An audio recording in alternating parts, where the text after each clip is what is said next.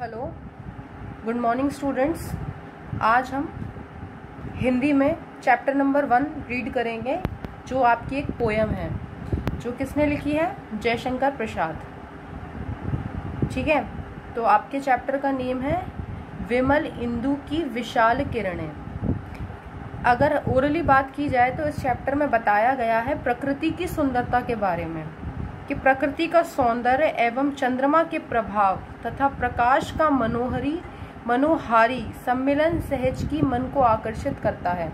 सरल शब्दों में अगर कहा जाए तो प्रकृति के बारे में कवि देखकर कुछ चीजों का वर्णन करता है और बताता है कि प्रकृति कितनी सुंदर है। ठीक है, और ईश्वर ने इसे बनाया है। तो चलिए हम रीड करते हैं, इसका अर्थ समझते हैं। विमल इंदु की विशाल किरणें प्रकाश तेरा बता रही हैं, अनादि तेरी अनंत माया जगत को लीला दिखा रही हैं। कवि कहना चाहता है अनादि का अर्थ होता है जिसका कोई आरंभ ना हो, और अनंत का अर्थ होता है जिसका कोई अंत ना हो।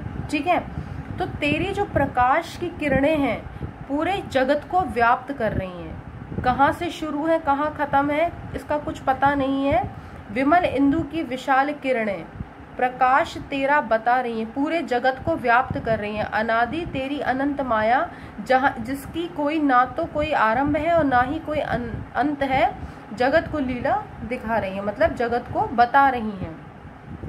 प्रसार तेरी दया का कितना ये देखना हो तो देखे सागर, तेरी प्रशंसा का राग प्यारे तरंग मालाएं गा रही हैं। कहने का अर्थ ये है प्रसार तेरी दया का कितना, कि ईश्वर कितना दयालु है, ये उसने किस में बताया? ये देखना हो तो देखें सागर। जितना विशाल सागर होता है, सागर का कोई ना तो अंत है ना आरंभ है, कितना विशाल होता है सागर, तो वो किस रूप में बताया है कवि ने कि ईश्वर की दया उतनी ही है जितना विशाल सागर है। तेरी प्रशंसा का राग प्यारे तरंग मालाएं गा रही हैं। तेरी जो तूने जो प्रकृति की इतना सुंदर बनाया है प्रकृति को, उसका गुणगान कौन कर रहा है? तरंग मालाएं गाना गा रही हैं। ठीक है, तुम्हारी स्मित हो जिसे निरखना वो देख सकता है चंद्रिका को। स्मित का अर्थ होता है मंद हंसी। अगर तुम्हारी मंद हंसी को देखना हो तो वो किसको देख सकता है? वो चंद्रमा को देख सकता है। चंद्रमा अर्थात चंद्रमा की जो प्रकाश होता है चांदनी रात में, उसको वो देख सकता है। ठीक है, तुम्हारे हंसने की धुन में नदियां निनाद करती ही जा रही हैं। निनाद का अर्थ होता है गुंजार। गुंजार का मतलब होता है एक जो साउंड होता है, आपने देखा होगा जब नदी बहती है तो एक पानी की आवाज आती है। तो अगर हम सुनना चाहें कि ईश्वर कैसे हंस रहे हैं तो हम क्या समझ सकते हैं कि जब नदियों की जो बहने की ध्वनि होती है, उस ध्वनि से हम समझ सकते हैं कि ये किस तरीके से प्रभु हंसते होंगे। चलिए आगे देखते हैं। ये अभी हमने बताया तुम्हारे हंसने की धुन से नदियां निनाद करती ही जा रही हैं, अर्थात तुम्हारे हंसने की ध्वनि से किस में आवाज हो रही है? नदियों के बहाव में आवाज हो रही है। जो तेरी होवे दया निधि तो पूर्ण होता ही है मनोरथ। मनोरथ का मतलब होता है मन की इच्छा, और दयानिधि का मतलब क्या है? ईश्वर से। दयानिधि है ईश्वर को संकेतित किया गया है। दयानिधि शब्द का प्रयोग ईश्वर के लिए किया गया है।